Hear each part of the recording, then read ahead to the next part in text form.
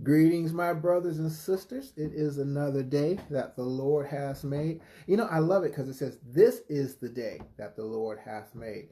Sometimes you're in a situation, you're like, "God, for real?" And the writer writes, "This is the day that the Lord hath made." No matter where we are, it is the day that He has made. He is a part of it. He knows what we're going through. So the writer says, "This is the day the Lord hath made." Makes a choice. I will rejoice and be glad in it.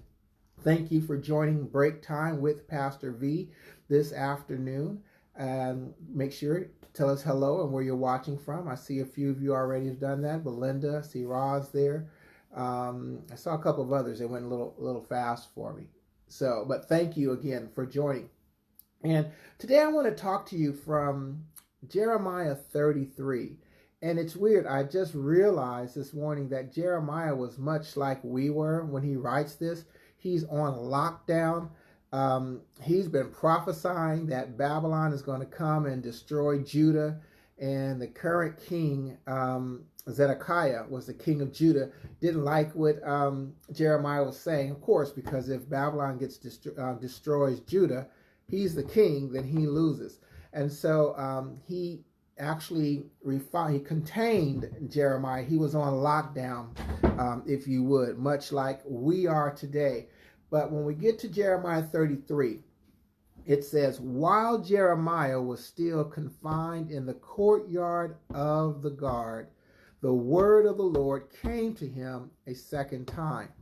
Now, I want you to realize that, and the reason I mentioned that Jeremiah is on lockdown, because no matter where we are, no matter what our situation is, we're on these stay-at-home orders. But while Jeremiah was being locked down, the word of the Lord came to Jeremiah.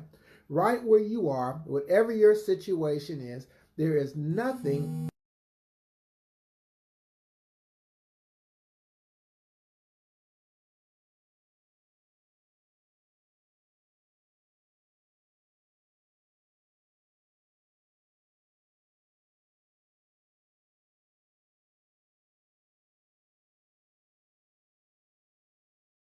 while he was confined in the courtyard of the guard, the word of the Lord came to Jeremiah a second time. And this is what the Lord said, verse 2.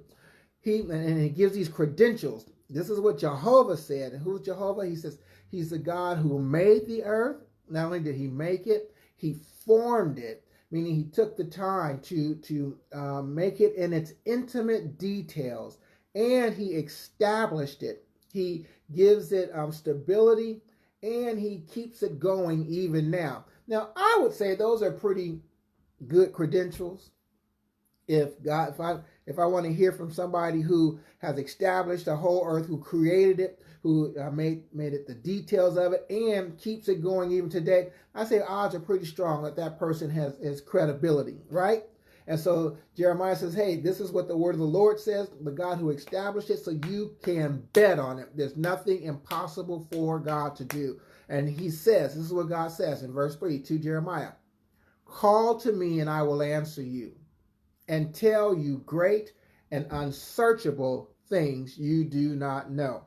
And so God says to Jeremiah, hey, Victor, God says to Jeremiah, call unto me. And here's the question I really believe the Lord's asking us. What's your prayer life like? Remember, he's locked up. He's confined. There's nothing that can stop him, much like we are. But in this condition, God says, call me. Not only if you call me, I will answer you. Not only will I answer you, but I will show you unsearchable things. I will show you some intimate things. And most of us, we're going to go through this period of time, and you may be challenged and you're going to have questions. Listen, the secret is spending time with God, getting into his face, getting into his presence. And he told Jeremiah, call me and I will answer you. Not only will I answer you, but I will show you unsearchable things.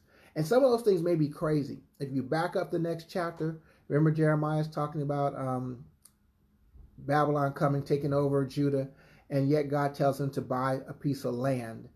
And he buys this piece of land. And that's crazy, because if it's going to be captured by somebody else, Why would you buy land? And the answer we know now, because they were coming back, because God was still there in control. So today I want to encourage you to sharpen your prayer life. Mine has been sharpened through this thing, and just give you the confidence. The God who created the world wants to hear from you. Not only does he want to hear from you, but he wants to speak to you. He wants to give you answers. Again, some of you will be challenged with going back to work as this economy, quote unquote, opens up. Somebody has to work to make it work.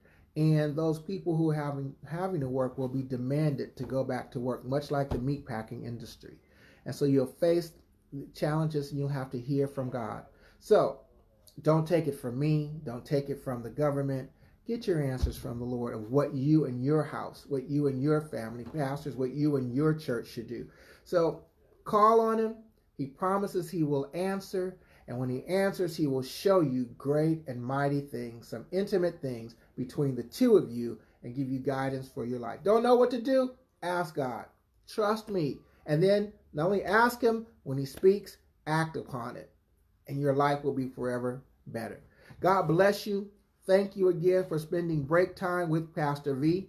For those of you who are in the LA area, we will be handing out food tomorrow at the church, 1315 East Vernon Avenue in the city of Los Angeles, from 11 a.m. to 1 p.m. We can always use volunteers to help us give this food away while practicing social distancing.